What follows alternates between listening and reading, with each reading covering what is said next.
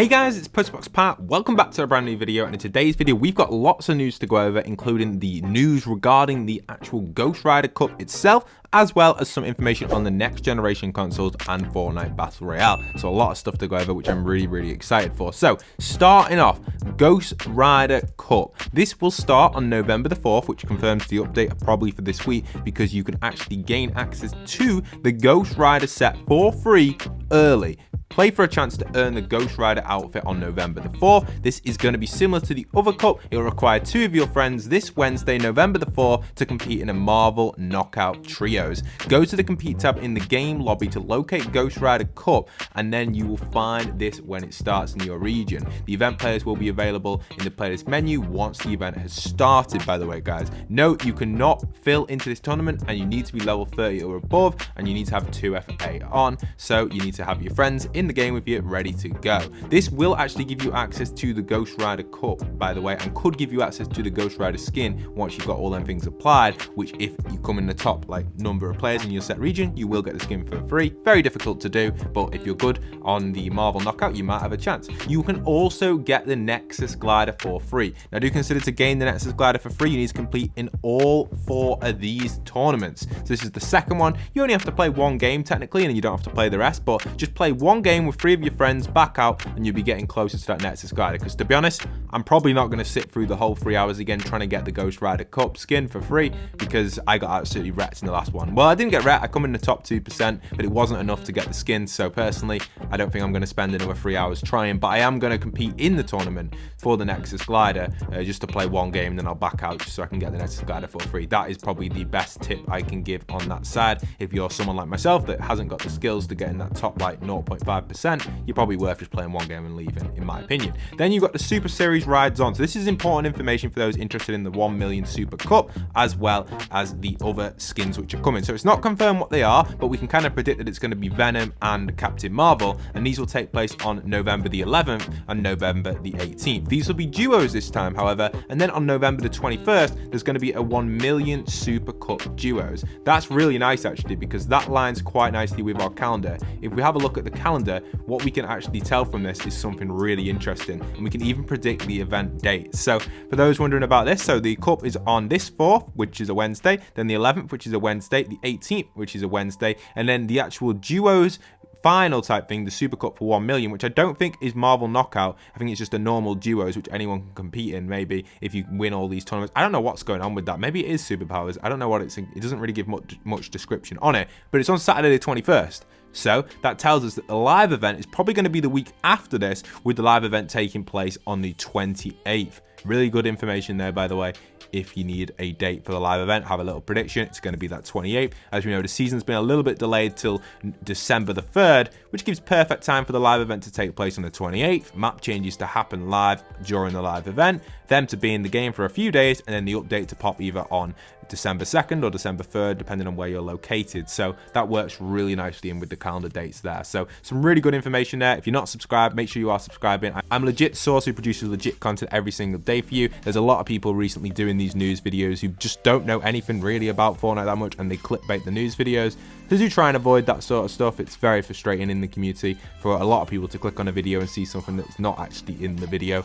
I get it as well. It's really annoying. But anyway, let's move away from that topic, because that's just a common problem on YouTube. We're going to move it over to our next topic, which is actually on the side of the next generation consoles on Fortnite. So this is something which is really interesting. So day 1 ready. Fortnite arrives next week on Xbox Series X/S and PS5. This is 100% confirmed. Next gen equals next week. Once you've taken, and they just talk a little bit about going to the next gen and all that sort of stuff, Fortnite will be ready and waiting for you to download, etc. If you're already a Fortnite player, you can obviously get all your progress straight over there. We know that it works across all the platforms other than iOS at the moment. We can also see that Fortnite and Xbox Series X will have a few different settings compared to other things. So November 10th is the date of the release of the 2 consoles, and 4K resolution at 60 FPS on Series X. This is not 100% the news I was looking for. I was looking for at least 120 FPS, but I give you guys some positive feedback on this. This is only the first push for it for next gen consoles, and Fortnite will have not had time to fully configure the consoles yet to these settings. They haven't stated that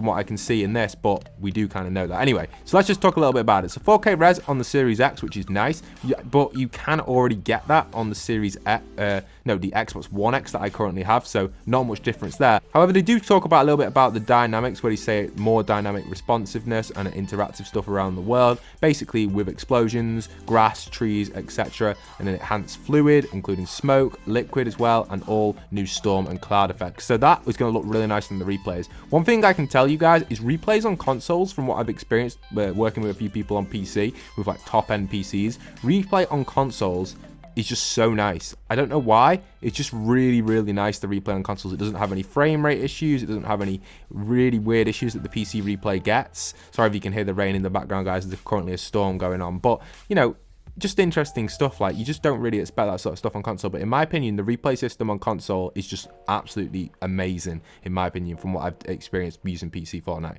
So we can see as well 1080p and 60 FPS on Series S. That, again, that's just the same as what I currently have. I don't see the point of upgrading your console there. But again, I do think these things will expand as we get further into updates. We can also see you can get into matches faster, significantly increased loading times, so increase the loading times nicely there, improving textures and all that sort of stuff, and enhanced split screen as well, which is useful for a lot of households, which is what consoles are mainly for. Also, Fortnite on PlayStation 5, same sort of thing again. We've got the same description happening there with 4K and dynamic resolution, and a dual sense controller immersion, which is really nice. The haptic feedback, holding the suppressed SMG and bolt sniper rifle.